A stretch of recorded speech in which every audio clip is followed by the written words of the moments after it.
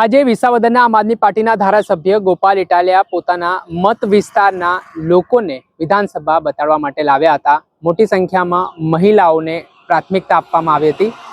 વિધાનસભા બતાડવા પાછળનો ઉદ્દેશ્ય તેમનો શું હતો, સાથે જ આ વિચાર તેમને કેવી રીતે આવ્યો તે તમામ બાબતે ધારાસભ્ય ગોપાલ ઇટાલિયા સાથે આપણે વાતચીત કરીએ અને જાણીએ કે આ જે મોટી સંખ્યામાં જૂનાગઢની મહિલાઓ છે, તેમના મત વિસ્તારની મહિલાઓ છે, તેમણે પણ વિધાનસભા આવ્યા તેઓ ને અત્યાર સુધી તેમણે માત્ર કલ્પના કરી હતી ને ખાલી ટીવી અને સોશિયલ મીડિયા પર આ વસ્તુઓ જોઈ હતી, પરંતુ પ્રથમ વખત તેમનો જે અનુભવ મહિલાઓનો પણ રહ્યો છે, ત્યારે ધારાસભ્ય ગોપાલ ઇટાલિયા મામલે શું કહી રહ્યા છે તે સાંભળી લો। કઈ રીતે લોકો પણ સમજે, લોકો જાણે કે ભાઈ વિધાનસભામાંથી આવા નિર્ણયો થાય છે તો આ વસ્તુ છે, તો બીજા ધારાસભ્યને શું મેસેજ આપશો કે એ પણ આવી રીતે લોકોના મતોથી ચૂંટાઈને એક જવાબદારી વાળું કામ એમનું છે, તો એવી રીતે એક જવાબદારી આ પણ છે લોકો સુધી વાત પહોંચે। હા, એટલે લોકોને જો પ્રત્યક્ષ નજરે જોવું ને એ બહુ મોટી વાત છે। કોઈ પણ વાત જ્યારે તમે પોતાની સગી આંખે જોવો છો ને ત્યારે તમારો કોન્ફિડન્સ લેવલ વધી જાય છે। આ મનોવૈજ્ઞાનિક બાબત છે। તમને એમ કહીએ કે ભાઈ અમેરિકામાં આવું છે તો એમ થાય કે હશે, નહીં હોય, શું હોય, રામ જાણે। પણ જ્યારે તમે જુઓ છો ત્યારે તમને પાવર આવે છે, તમારી અંદર એક કોન્ફિડન્સ આવે છે, આત્મવિશ્વાસ આવે છે, બીજું વિઝન આવે। તમે કોઈ સારી વસ્તુ નજરે જોવો ને તો તમને એમ થાય કે આવું તો હોવું જોઈએ, આવું થવું જોઈએ। લોકોએ સરકાર જોઈ જ નથી ક્યારેય। લોકોએ ખાલી નેતા જોયા છે, સાહેબો જોયા, મોટા મોટા અને મોટી મોટી ફાંકા ફોજદારી કરતા લોકો જોયા છે, આગેવાનો। લોકોએ એકચ્યુઅલ સરકાર જ ક્યાં જોઈ છે? સરકાર આની અંદર છે। બિલકુલ, સ્ટેજ ઉપર તો નેતા છે, સ્ટેજ ઉપર સરકાર થોડી છે। સ્ટેજ ઉપર તો મોટી મોટી ફાંકા ફોજદારી કરતા અધિકારીઓ છે, લોકોને ધમકાવ્યા કરે છે। તો લોકો જ્યારે પ્રત્યક્ષ રીતે પોતાની જાતે જ્યારે આ બધું જોવે છે ત્યારે એની અંદર એક વિઝન આવે છે કે ઓહો હો, આપણે જે બટન દબાવીએ છીએ એનાથી અહીંયા શું થાય છે, અહીં કોણ બેસે છે, ક્યાં બેસે છે, કેવું બોલે છે, શું બોલે છે, કેવા નિર્ણયો છે। હવે તો ઘણા મહિલાઓ જાગૃત થયા છે। જ્યારે મેં પ્રશ્ન કર્યા તેમણે ફટફટ જવાબ આપવાની શરૂઆત કરી દીધી છે અહીંયા। તો આ જગ્યાની તાકાત જ એ છે ને કે આ જે વ્યક્તિ આને નજરે જોઈ લેશે એનામાં હિંમત આવી જશે, એનામાં વિઝન આવી જશે। તો હું તો એ જ કહું છું ને, આખા ગુજરાત કેમ ભાઈ આવું છુપાઈને રાખો છો? બતાવો લોકોને આ વસ્તુ। મેં તમને શું કીધું, તમે જે વસ્તુ નજરે જુઓ છો એ જોયા પછી તમારામાં હિંમત અને વિઝન બંને આવે છે। તમે કોઈ પીએસઆઈ ને જોઈ જાય, ગામડાનો માણસ, તો પીએસઆઈ બનવાનું સપનું આવે। બિલકુલ, કલેક્ટર ને જોઈએ તો કલેક્ટર બનવાનું અંદરથી ધગશ થઈ જાય, યુપીએસસી હું પાસ કરું। પછી કોઈની કંપની સારી હાલતી હોય, કંપનીના ડાયરેક્ટર ને મળો તો એમ થાય મારે કંપની ખોલવી છે। તો જે જોવો છો એ બનવાની પ્રેરણા મળે છે, એ બનવાનો આત્મવિશ્વાસ વધે છે અને એ બનવા માટેનું લક્ષ્ય મળે છે। જનતા જો આ બધું જોશે, જાણશે, લઈને તો કોઈ વયું જવાનું નથી અહીંથી ખુરશી ઉખાડીને, પણ સરકારે પોતે એવો પ્રયત્ન કરવો જોઈએ કે હજારો લોકો દર વર્ષે 12 માસ અહીંયા આવતા રહે, રોટેશનલી જોવે અને જોશે તો એને પોતાને ખબર પડશે કે એમણે ક્યાં મત આપવો, શું કામ મત આપવો, એ મતથી શું થવું જોઈએ, શું ના થવું જોઈએ। છેલ્લો મારો પ્રશ્ન, ઘણા બધા ક્રાંતિકારીઓના જે તસવીરો અંદર લગાવવામાં આવી છે, તમે બધાનું જ્ઞાન આપતા હતા કે નોલેજ બધા મહિલાઓને, તમે થોડાક દિવસ પહેલા એક પત્ર લખ્યો આદિવાસી સમાજના ભગવાન બિરસા મુંડાને લઈને કે એમનો જે પ્રતિમા હોય તે વિધાનસભાની બહાર પોડિયમ લગાવવું જોઈએ, તો આ બાબતને લઈને શું કહેવું છે? કેમ કે 15% જેટલી વસ્તી તમે પોતે ઉલ્લેખ કર્યો છે પત્રમાં કે એમની છે છતાંય 15% તો 2011 ની વસ્તી ગણતરી પ્રમાણે છે। અચ્છા, એ પછી 10 વર્ષ થઈ ગયા તો સંખ્યા વધી છે। આ ગુજરાતની વિધાનસભાની અંદર રાષ્ટ્રીય મહત્વ ધરાવતા કે પ્રાદેશિક મહત્વ ધરાવતા જે કઈ મહાપુરુષો છે આપણા, એનું તૈલ ચિત્ર પૂર્ણ કદનું મૂકવામાં આવે છે। પૂર્ણ કદ એટલે માથાથી પગ સુધી દેખાતું હોય એવું ચિત્ર। એ આપણી પરંપરા છે, એમાં કઈ કાયદો ને એવું કઈ નથી, પણ એક પરંપરા છે કે આપણે આપણા મહાપુરુષોને યાદ રાખીએ, એમણે કરેલા યોગદાનની નોંધ લઈએ અને આવનારી પેઢીને વારસામાં એ નોંધ આપીએ કે તમારા માટે, આપણા બધા માટે આ મહાપુરુષોએ કંઈક કર્યું છે। તો એમાં 19 મહાપુરુષોના ચિત્રો છે। સરદાર પટેલ, ગાંધીજી, જવાહરલાલ નહેરુ, રાજેન્દ્ર પ્રસાદ, બાબા સાહેબ આંબેડકર, સ્વામી વિવેકાનંદ, શ્યામજી કૃષ્ણ વર્મા, સરદારસિંહ રાણા, આવા બધા મહાપુરુષોના અંદર પિક્ચર છે। બિરસા મુંડા છે એ ભારત દેશના મહાન સ્વતંત્રતા સેનાની છે। અંગ્રેજો સામે લડ્યા હતા અને બહુ નાની ઉંમરમાં અંગ્રેજોની સામે લડતા લડતા શહીદ થયા હતા। આદિવાસી સમાજના સ્વાભિમાનનું પ્રતીક છે। દરેક આદિવાસી સમાજનો યુવાન જે છે બિરસા મુંડાને પોતાના આદર્શ માનીને અને જીવનને આગળ વધારવાની અત્યારે સંઘર્ષ કરે છે।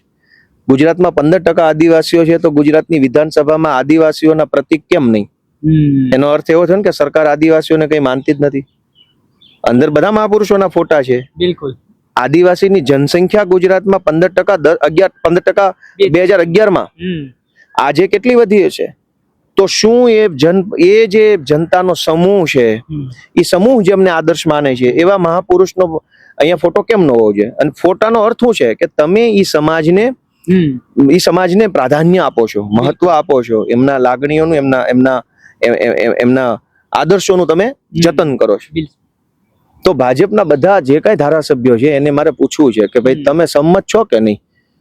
બિરસા મુંડાનો ફોટો વિધાનસભામાં હોવો જોઈએ કે ન હોવો જોઈએ? ધારાસભ્ય છે આદિવાસી. આદિવાસી સિવાયના લોકો કેમ ભાઈ? બિન આદિવાસી ધારાસભ્યો એનો અભિપ્રાય આપવો પડશે ને કે બિરસા મુંડાનો ફોટો હોવો જોઈએ કે ના હોવો જોઈએ?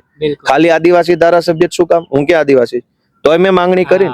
ભાઈ દેશના મહાપુરુષો છે એ ગોપાલ ઇટાલિયાના મહાપુરુષ છે, બિલકુલ એ હવના છે.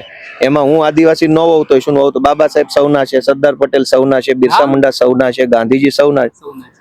તો આપણે એ પ્રમાણે ગુજરાતની વિધાનસભામાં બિરસા મુંડાની તસવીર લાગે એવી મેં માંગણી કરી છે. આશા રાખીએ કે આ સરકાર આદિવાસી વિરોધી છે પણ તો એક ફોટો મૂકવા જેવી બાબતમાંથી તો નહીં જાય. ધારાસભ્ય શ્રી, એક છેલ્લો પ્રશ્ન. દિલ્હીમાં એક લાફાકાંડનો મામલો સામે આવ્યો. તમારો ફોટો મોફ કરીને એ આરોપી જોડે મૂકવામાં આવ્યો.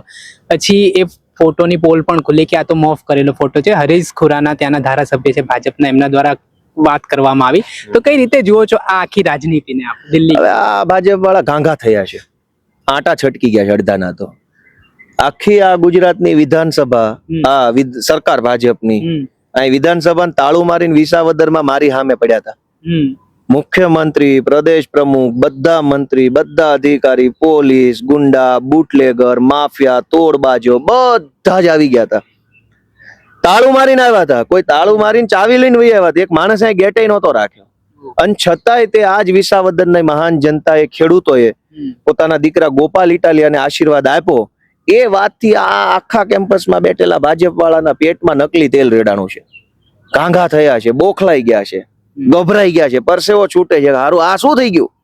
40 વર્ષથી ભાજપની સરકાર, અવડું મોટું રાજ્યમાં, કેન્દ્રમાં સરકારને પેટા ચૂંટણી ગોપાલ ઇટાલિયા જીતી ગયો. એ વાત એનાથી હજમ નથી થતી, એનાથી સહન નથી થતું. હજુ ભાઈ મને આ અમારી માયુએ આશીર્વાદ આપ્યા. અહીં જે બેઠી હતી એ માયુએ મને આશીર્વાદ આપ્યા. હું કઈ મારી રીતે થોડો બન્યો છું. માયુએ મારી ઉપર હાથ મૂક્યો તો હું બન્યો. એ વાત ભાજપ કેમ નથી સ્વીકારી શકતું કે મને અમારી માતાઓએ બનાવ્યો છે, અમારા ખેડૂતોએ મને બનાવ્યો છે? એ વાત એનાથી સ્વીકારાતી નથી. એટલે હવે એ બધા અથકંડાન, ષડયંત્રો ને આવું બધું કુપ્રચાર ને અપપ્રચાર ને દુષ્પ્રચાર ને આવું કરે છે. ગુજરાતમાં તો ઠીક, પણ દિલ્હીમાં આવું થઈ રહ્યું છે તમારે? અરે આખા દેશના ભાજપ હલબલી ગયા છે. કેન્દ્રમાં ભાજપ, રાજ્યમાં 40 વર્ષથી ભાજપ ને પેટા ચૂંટણી ગોપાલ ક્યાંથી જીતી ગયો? બસ એ વાતનો હવને વિસાવદર ની ઇફેક્ટ લાગે. બધી ઇફેક્ટ વિસાવદર વાળી થવાની છે, સમજી લેજો. તો બધાને પરસેવો છૂટી ગયો છે કે આ શું થઈ ગયું? ઉપરથી તમે નવતર પ્રયોગ કરી દીધો. તો હવે હજુ તો ઘણું સારું કરવાનું છે. મને જવાબદારી હોપીજી હાટું છે કે હું આ બધું કરું. ભાજપની પોલ ખોલ નાખું બધી. આજે અત્યાર સુધી બધું પેક રાખ્યું હતું, બંધ મુઠ્ઠી હતી. જનતાને બચારીને કાંઈ ખબર ન હોય. નેતા અધિકારીની ટોળકી 12 માસ કંઈક ને કંઈક કર્યા કરે. જનતાને બચારી ભોળી જનતા, માસૂમ જનતા, મહેનત કરે, મજૂરી કરે. અહીં શું હાલે કોઈને ખબર જ નથી. મને વિસાવદરની જનતાએ આ ભાજપની છે કાંઈ કે આ બંધ મુઠ્ઠી છે એની ખોલી નાખવા જાય બોલાયો છે. હવે તો બધા કહે છે વિસાવદર વાળી કરીશું. ભાજપના ધારાસભ્યને ત્યાંના મત વિસ્તાર થવાનું છે. તમે નિરાત રાખો, ખૂબ આનંદ આવશે, લાગશે વાર, આવશે મજા. ચોક્કસથી ખૂબ ખૂબ આભાર. આ હતા આમ આદમી પાર્ટીના વિસાવદરના ધારાસભ્ય ગોપાલ ઇટાલિયા. તેઓ મત વિસ્તારના તેમના જે મોટી સંખ્યામાં મહિલાઓ છે તેમને વિધાનસભા દેખાડવા માટે લાવ્યા હતા. ઘણું બધું ત્યાંની મહિલાઓએ વસ્તુ જોઈ, જાણી, વહીવટ કેવી રીતે ચાલે છે, મુખ્યમંત્રી ક્યાં બેસે છે, તેમના ધારાસભ્ય ક્યાં બેસે છે, તો તમામ બાબતોને લઈને તેમણે લોકોને જ્ઞાન આપ્યું. સાથે તેમણે અલગ અલગ મુદ્દાને લઈને ભારતીય જનતા પાર્ટી ઉપર પ્રહાર પણ કર્યા હતા. દર્શક મિત્રો, આવા જ વિડીયો જોવા માટે નવજીવન ન્યૂઝની ચેનલને આપ લાઈક કરી લો, સબસ્ક્રાઇબ કરી લો અને શેર કરવાનું ભૂલતા નહીં. વૈષ્ણવજન તો તેને કહીએ જે પીડ પરા